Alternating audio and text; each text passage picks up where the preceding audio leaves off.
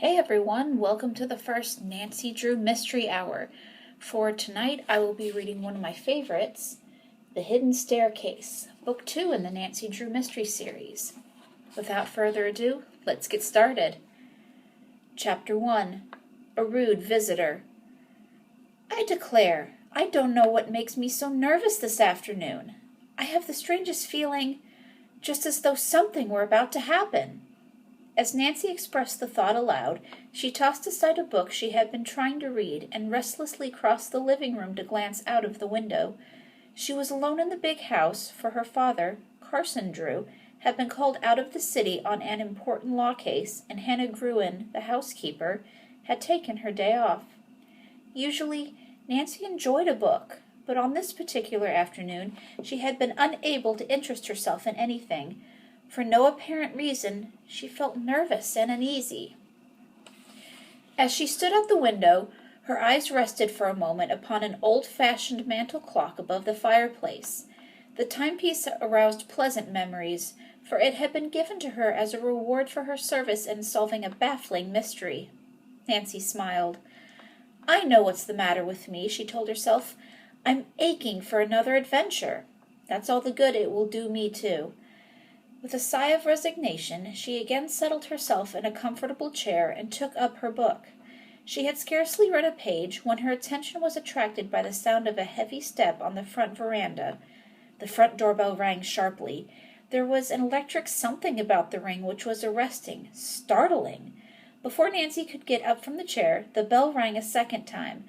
She dropped her book and hurried to the door. Opening it, she stood face to face with a man she had never seen before. He was unusually tall and thin, with spindling legs, which gave him the appearance of a towering scarecrow. The illusion was heightened by his clothing, which was ill-fitting and several seasons out of style. Nancy could not help but notice several grease spots on his coat. However, it was not the man's clothing or miserly appearance which repulsed her, but rather his unpleasant face. He had sharp, piercing eyes which seemed to bore into her. Nancy was permitted but an instant to appraise her visitor, for as she opened the door he stepped inside without waiting for an invitation. This rude action somewhat nonplussed her, but she was too polite to show her displeasure. "I am Nathan Gambit of Cliffwood," the man told her bluntly. "I want to see Carson Drew." "My father isn't here now," Nancy explained quietly. "Where is he?" Nancy did not like the brusque way Nathan Gambit had of asking questions, but she answered him politely. "Out of town on business." "But I must see him." "I'm very sorry," Nancy returned patiently, "but it is impossible. He won't be back until late this evening. If you will come back tomorrow—" "Tomorrow won't do. I want to see him now," he demanded. "Can't you understand that my father is out of town?" Nancy asked a trifle tartly, for she was beginning to be irritated. "If you want to leave a message, I will give it to him as soon as he comes in." "I don't want to leave a message. I came after those papers. Did your father leave them for me?" "I don't know what papers you mean." "Oh, you don't, eh? Well, your father knows all right. Just ask him about Nathan Gambit's property rights on the river, and he'll tell you all about the nasty deal he and his friends tried to slip over on me." "What are you talking about?" Nancy demanded sharply. "Have you lost your senses?" "I've just come to 'em, that's what I've done. Maybe you don't know about it, but I own some property along the river. Your father induced me to sell a piece of it at a ridiculously low figure. The land is worth several times what he paid me for it. I'm not going to let anyone put a raw deal like that. I want the deed back or my price, and Carson Drew is going to give it to me, too." "You don't know what you are saying," Nancy said icily. "My father wouldn't cheat anyone out of a cent." "Oh, no?" Nathan exclaimed sarcastically. "I suppose he's in business for his health."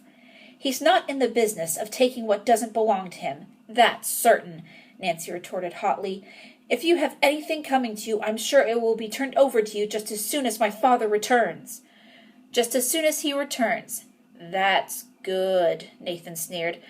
"Like as not he's hiding somewhere in the house this very minute." "How dare you insinuate such a thing?" Nancy cried angrily. "I'm alone in the house." The instant she had divulged the information, she could have bitten her tongue. "Alone, eh? Well, maybe I was mistaken about your father being here, but it's the truth. I've been telling you about those papers. He cheated me out of a pile of money. It isn't the truth, and you know it. I've listened to you just as long as I intend to. You ought to be ashamed to come here and say such insulting things about my father. Now I wish you'd go. I'll not stir until I get my papers. I've told you I don't know a thing about your old papers. They're here someplace. I know they're in the house. Will you kindly leave? Just try to put me out if you think you can, Nathan Gambit said with an unpleasant leer. You know more about those papers than you let on. You're crazy, Nancy snapped. She was so exasperated that she could not keep her temper in check.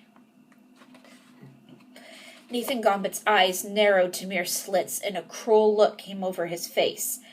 Get me those papers, he commanded harshly. Nancy was aware that her father sometimes kept valuable papers in his desk, but she had no intention of handing over any of them to this man.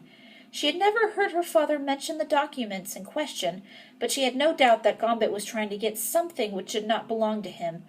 Although frightened at the man's strange conduct, she faced him boldly. I'll not give you anything. Now get out of here. All right, if you'll not hand over those papers, I'll just have a look around for myself. A crafty look had come into the man's eyes. As he spoke, he moved toward the study which adjoined the living room. From where he had been standing, Carson Drew's desk was in plain sight. Don't you dare go in there, Nancy cried indignantly. Oh, so that's where the papers are. I thought as much. A half a dozen long strides took Nathan Gambit across the room and into the study. Reaching the desk, he jerked open a drawer and began pawing through it. Stop that! Angrily, Nancy grasped the man by the coat and pulled him away from the desk. You get out of here or I'll call the police! With a vicious jerk, Nathan Gambit freed himself and wheeled upon her. His face was convulsed with rage, and Nancy saw that he was desperate. Instinctively, she threw up her hands to ward off a blow. Chapter 2. A Warning of Trouble. Nathan Gambit did not strike Nancy Drew, although, for an instant, it appeared that he intended to do so. He remained motionless, regarding her with a hatred he made no effort to conceal. His face was distorted, and he stood in a half-crouched position, like an animal about to pounce upon its prey. Nancy knew that she must act quickly, for she saw the man was beside himself with rage. Unless she handed over the papers he demanded, she did not doubt that he would attempt to do her bodily injury. She must depend upon her own wits to save her, for there was no one within calling distance. If only she could reach the telephone! As the thought came to her, her eyes rested for a moment on the instrument. Nathan Gambit saw the look and understood that she intended to carry out her threat to telephone the authorities. His lips parted in an ugly snarl. Call the police, will you? Oh, no, my little lady, you won't do that. He made a vicious lunge for her, but she was too quick for him. As he reached out to grab her, she stepped to one side and, neatly eluding his claw-like hands, placed the table between them. She caught up the telephone receiver. Gambit saw that Nancy Drew was not to be bluffed, and instantly a change came over him. The look of anger on his face changed to one of genuine fear. Don't telephone, he begged almost childishly. I'll go. Nancy hesitated, undecided in her course.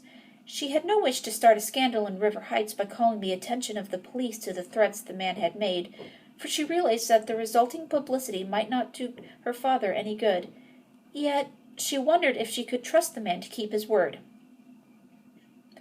All right, then go, she said curtly without relinquishing her hold on the telephone. I'll give you 20 seconds to get out of here. If I see you hanging around the house, I'll call the police. Hastily, Nathan Gambit picked up his hat and, with a last glance toward Carson Drew's desk, turned to leave. Nancy followed him from the study, watching him closely lest he try to work a trick upon her. In the doorway, the man paused and looked back. I'll have my rights before I'm through, he muttered. Your father ain't seen the last o' this, not by a jugful. Slamming the door behind him, he tramped across the porch and was gone. From the living-room window, Nancy watched him until he disappeared beyond the corner. I almost wish I'd called the police, she thought. The idea of him saying the things he did about Dad. He thought he could scare me into giving him those papers. The encounter had disturbed her considerably, for she realized that in Nathan Gambit her father could have a troublesome enemy. She was convinced that the man was without scruples.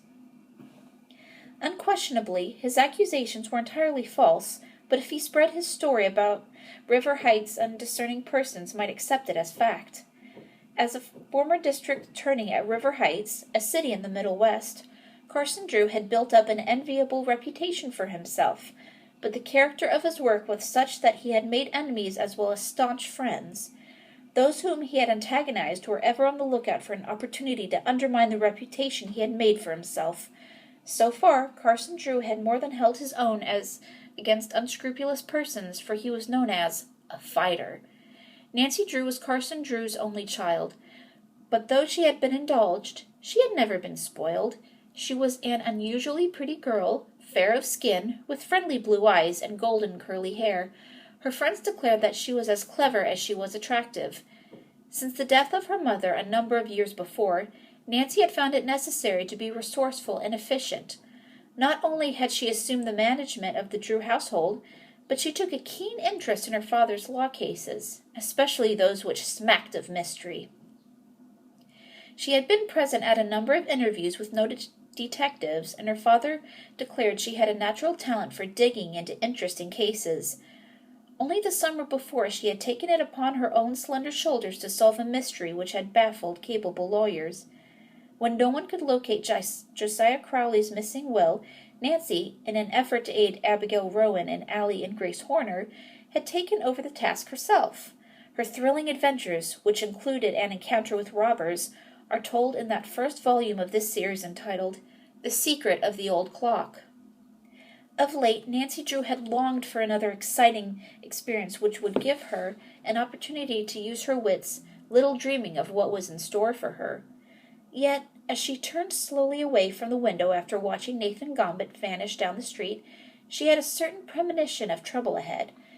If I hadn't threatened to call the police, that man might have injured me, she thought. I do wish Father were here. I want to tell him about Nathan Gambit and the threat he made. It wouldn't surprise me if he should try to make trouble. Nancy was indeed disturbed. Never for an instant did she credit any of the statements the man had made, but from his appearance and actions she was inclined to believe that he would stoop to anything in order to gain his end. He has some dishonest scheme up his sleeve, she assured herself. Dad will explain everything when he comes home.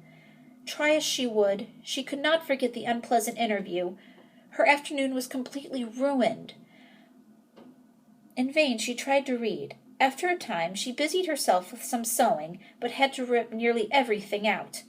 It's no use, she sighed. I can't keep my mind on what I'm doing. I wish someone would come home. This house is getting on my nerves. Glancing at the clock, Nancy saw that it was only 4 o'clock. Hannah would not return for at least an hour, and she could not expect her father until late that evening. Folding up her sewing, she arose and crossed over to the desk. She regarded speculatively. Gambit said it was a deed he wanted, she told herself. If it's actually here, I think I'd better find it and put it in the safe.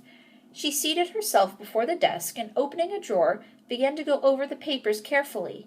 As she examined the first document she picked up, there came a sharp ring of the doorbell. So unexpected was the noise that Nancy started. What could it mean? Had Nathan Gambit returned to make more trouble? Quickly thrusting the papers back into the desk, she closed down the top and locked it. Then she made her way resolutely to the front door. All right, guys. Should we keep going? It's just getting good. All right. One more chapter. Let's go. Chapter 3. Interesting Information. Nancy Drew swung open the heavy oak door, fully expecting to see Nathan Gambit on the veranda.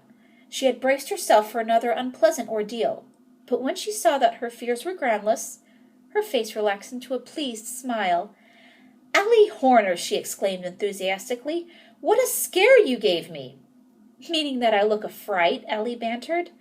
"Mercy, no! I can't remember that I ever saw you looking better in your life." The compliment was a sincere one. In the last few months, plenty of good food and freedom from worry had done wonders for Allie. She had grown becomingly plump, and there were roses in her cheeks. Her eyes were bright, and she seemed to have an overabundance of vitality. Nancy could remember the day when she first met Allie and her sister Grace. They lived on a farm along the river road and at the time were undernourished and beset with financial worries. Through Nancy's efforts, the girls had come into an inheritance, and their troubles had vanished. They still resided on the river road, but they had used a portion of their income to modernize the place, with the result that it was considered a model farm. "Do come into the living room, Allie," Nancy urged cordially. "It's been months since I saw you last." "Grace and I don't go to town very often. Too busy, I suppose. But I'm so glad you came today. I've been lonesome for someone to talk with." "I can't stay very long, Nancy. I dropped in to give you a little present." "A present?"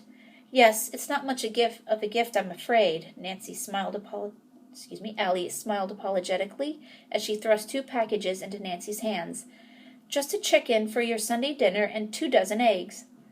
"Why, that's a fine gift, Allie. You're never sure of getting fresh eggs when you buy them at the grocery store. You have to take the fresh part on trust, and sometimes your trust is betrayed."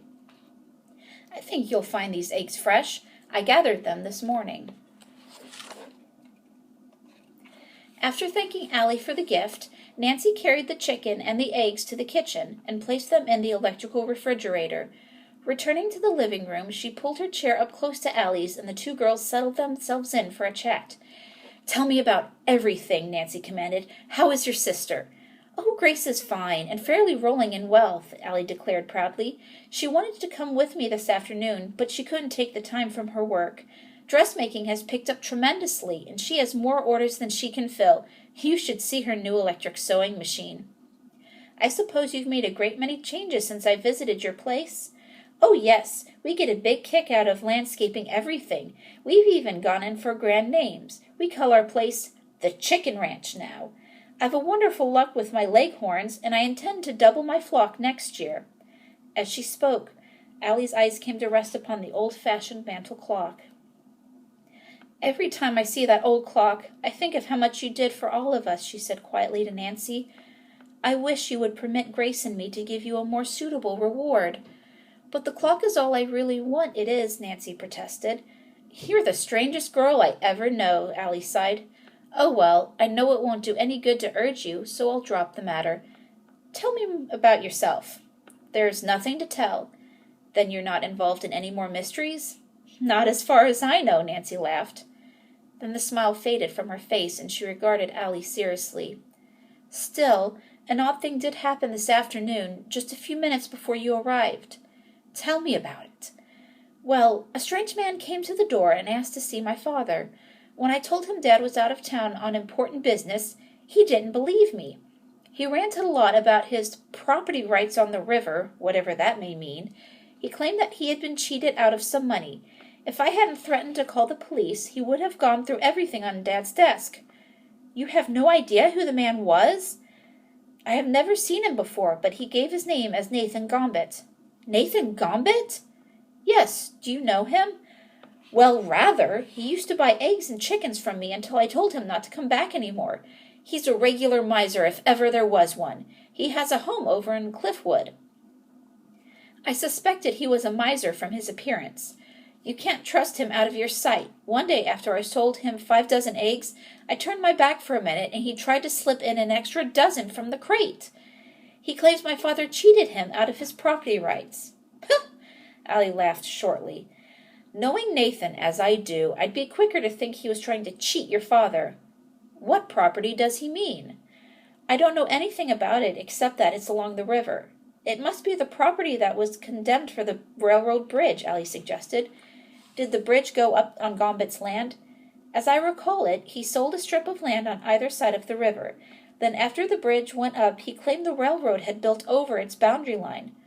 "Why didn't he find that out before the bridge was finished?" "Oh, no one believes his claim, Nancy. The land was carefully surveyed, you know. It's my personal opinion Nathan Gambit isn't perfectly right in his mind." "You mean he's— Oh, I wouldn't go so far as to say he's crazy, Nancy. But he's money mad. It's an obsession with him that someone is trying to cheat him out of something. He went nearly daffy when the bridge went up. He even threatened he'd blow it up if they didn't pay him on his price. He ought to be arrested. It's dangerous to have him at large." "Yes, I think so myself. Of course, it's only a rumor about his threat to blow up the bridge, but I believe he said it all right. So do I after the way he acted this afternoon. He'll bear watching." Allie nodded soberly. You're going to tell your father, aren't you?" she queried. "Oh, yes, just as soon as he gets home." The girls talked for some time, and then Allie Horner announced that she must leave. "I have a notion to ride out into the country with you and hike back," Nancy told her. "Father won't be back for several hours yet, and I'm tired of sitting here in the house with nothing to do." "I wish you would come with me," Allie urged. "All right. Wait until I get my hiking boots and I'll do it." Nancy left the room and soon returned dressed for hiking. After locking the doors and windows, she left the house with Allie. "How do you like your new automobile?" Allie demanded as she paused in front of a roadster, which was parked at the curbing. "Grace and I bought it just last week." "It's a beauty," Nancy replied. "You didn't tell me about it." "I intended to, but we got to talking about Nathan Gambit, and I forgot." The two girls sprang into the roadster, and Allie took the wheel. She drove rather slowly, for as yet she was not perfectly familiar with the various controls. When they came to the Muskoka River, Nancy thanked Allie for the ride and expressed the intention of hiking back. "If I walk right along, I'll get home before dark," she assured Allie as she stepped from the roadster. Nancy Drew watched Allie out of sight and then struck off at a brisk pace along the river. "A walk will do me good," she told herself. "It may help me get rid of my nervousness."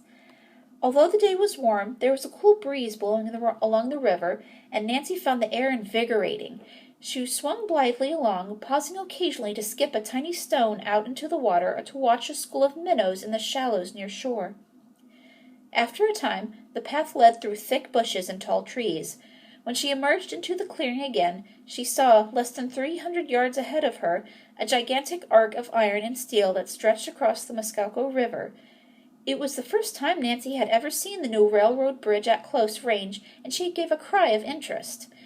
Hurrying on, she climbed over a fence which marked the boundary of the railroad right way and came to the tracks. There she paused and surveyed the bridge with awe.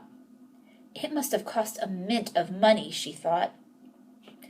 As she was considering the remarkable engineering feat which the bridge represented, a shrill locomotive whistle caused her to wheel about. The block signal was down, and she knew a train was approaching from the west. She moved hastily to a distance from the tracks. With a fascination which was tinged with horror, she watched a long, heavy eastbound flyer as it roared around the bend and, like a mighty monster, charged down upon the railroad bridge. What if Nathan Gambit dared to carry out his threat? She asked herself with a shudder. Even after the flyer had clattered safely across the bridge and had vanished in a cloud of smoke, Nancy could not shake off the uneasy feeling which had taken possession of her. Now that she had viewed the bridge, she had a graphic picture in her mind of the damage Gambit could accomplish if he were so inclined. As she turned away and walked slowly on toward her home, she lost herself in sober reflection. "Nathan Gambit is a dangerous man, that's certain," she told herself. "If only there were some way to put him behind bars before he harms anyone." All right, guys, what do you think's going to happen? Do you think she's going to see more of Nathan Gambit? Will he carry out his threats? Tune in tomorrow night, same time, 7:30 p.m. Eastern Standard Time, to find out more of Nathan Gambit and Nancy. See you later.